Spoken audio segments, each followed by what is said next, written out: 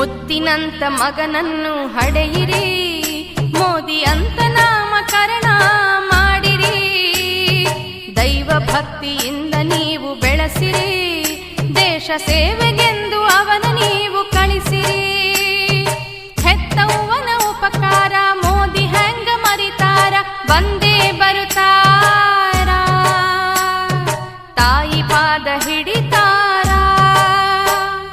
ಮುತ್ತಿನಂತ ಮಗನನ್ನು ಹಡೆಯಿರಿ, ಮೋದಿ ಅಂತ ನಾಮಕರಣ ಮಾಡಿರಿ. ದೈವ ಭಕ್ತಿಯಿಂದ ನೀವು ಬೆಳೆಸಿರಿ, ದೇಶ ಸೇವೆಗೆಂದು